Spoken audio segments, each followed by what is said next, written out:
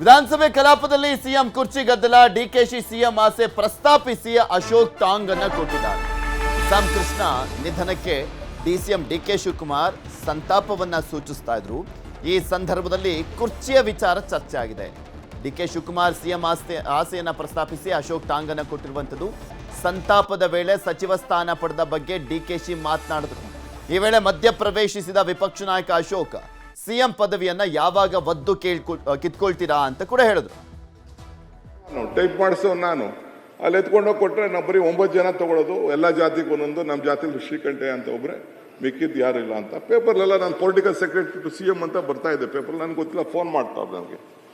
ಆಮೇಲೆ ಒಬ್ಬ astrologer phone ಮಾಡಿದೆ, ಗುರುಗಳೇ ದ್ವಾರಕನಾಥ್ ಅಂತ ಒಬ್ಬ ಇದ್ದಾರೆ, ಅವ್ರಿಗೆ ಫೋನ್ ಮಾಡಿದೆ. ಅವರು ಲೆಕ್ಕ ಹಾಕ್ಬಿಟ್ಟು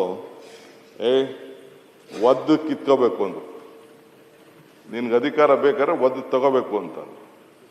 ಏನು ಮಾಡೋದು ಅಂತ ಅಂದ್ಬಿಟ್ಟು ಕೊನೆಗೆ ಜಯಚಂದ್ರ ಇದ್ದ ಒಬ್ಬ ಪಿ ಎ ನನಗೆ ಫೋನ್ ಮಾಡಿದೆ. ಇವತ್ತು ಆ ಪಿ ಎನ್ ಇಟ್ಕೊಂಡಿದ್ದೀನಿ. ಅವ್ರ ಹತ್ರ ಇದ್ದೋ ನನ್ನ ಹತ್ರ ಸೇರಿಸ್ಕೊಂಡಿದ್ದೆ. ನಾನು ಒಬ್ಬ ಪಿ ಎ, ಶ್ರೀಧರಲ್ಲ ಬೇರೆ ಒಬ್ಬ ಪಿ ಎ ಇಟ್ಬಿಟ್ಟು, ಅವ್ರು ಪಿ ಎಸ್ ಇದ್ರು, ಇಟ್ಕೊಂಡಿದ್ದೀನಿ.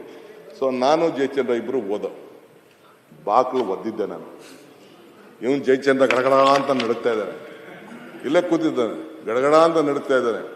ಮಲಗಿದ್ದವ್ರು ಎದ್ದು ಬಂದರು, ಸಾಹೇಬ್ರೆ ನಾವು ಯಾವನು ಇಲ್ಲದೆ ಹೋದಾಗ ನಿಮ್ಮ ಜೊತೆ ಇದ್ದೀವಿ, ರಾಜ್ಯಸಭಾ ಮೆಂಬರ್ ಮಾಡಿದ್ದೀವಿ, ನಮ್ಮದು ಋಣ ಇದೆ, ನಿಮ್ಮ ಅನುಭವ ಇದೆ, ಋಣ ಇದೆ.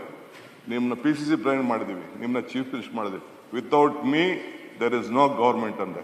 A Jayachandra, do you agree with my word? You can't take swear in without me.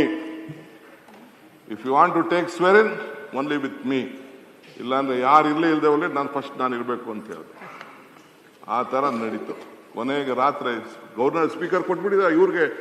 Governor ಹೊರಟೋಗಿದೆ, time fix ಆಗಿದೆ, ಏನೆಲ್ಲ ಶಾಮಿಯಾನೆಲ್ಲ ಆಗ್ತಾ ಇದ್ದಾರೆ ಅಲ್ಲಿ. ನಥಿಂಗ್ ಡೂಯಿಂಗ್ ಅಂದೆ. Without me you can't run a government ಅಂತ ಹೇಳಿದೆ. ಏನು ಹಿಂಗೆ ರುದ್ರ ಅವತಾರ ಆಡ್ತಾ ಇದೆ? ರುದ್ರ ಅವತಾರ ಅಲ್ಲ ಸ್ವಾಮಿ, ಜನ ನನ್ನ ಬಗ್ಗೆ ಏನು ಮಾತಾಡ್ತಾ ಇದ್ದ ಗೊತ್ತು, ಅದೆಲ್ಲ ಸಾಧ್ಯ ಇಲ್ಲ ಅಂತ ಹೇಳಿದೆ. ಅದಕ್ಕೆ ಈ ಜಯಚಂದ್ರ ಸಾಕ್ಷಿ. ಬೇರೆಯವ್ರಿಗೆಲ್ಲ ಅದೇ ಪಾಠನ ಒದ್ದು.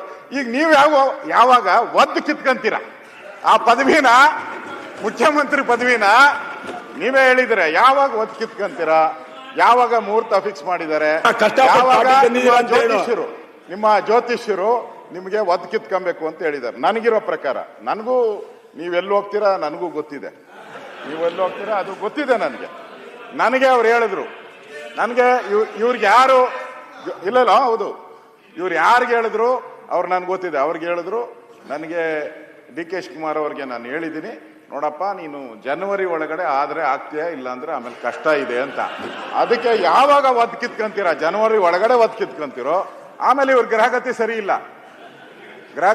ಇಲ್ಲ, ನಾನು ಹೇಳ್ತಾ ಇದ್ದೀನಿ ಜನವರಿ ಒಳಗಡೆ ಅದಕ್ಕೆ ಆದಷ್ಟು ಬೇಗ ನಿಮ್ಮ ಛಲ, ಆ ರೋಷ, ವೇಷ ಎಲ್ಲ ತೋರಿಸಿ ಬೇಗ ಕಿತ್ಕೊಳ್ಳಿ. ಬಿಟ್ಬಿಡಿ, ನಮ್ದು ಪಾಡಿಗೆ ನಮ್ದು ನಡ್ಕೊಂಡು ಹೋಗ್ತದೆ. ನೀವಲ್ಲಿ ಒದ್ರೂ ಆಗಲ್ಲ, ಸತ್ರೂ ಆಗಲ್ಲ. ನಿಮ್ ಹೈಕಮಾಂಡ್ ನಿಮ್ ಮಾತು ಕೇಳೋರಲ್ಲ. ಈಗ 2 ದಿವಸ ಖರ್ಗೆ ಅವ್ರು ಇದ್ದಿದ್ದಿಲ್ಲ, ಚೆನ್ನಾಗಿ ನಡೆದಿತ್ತು.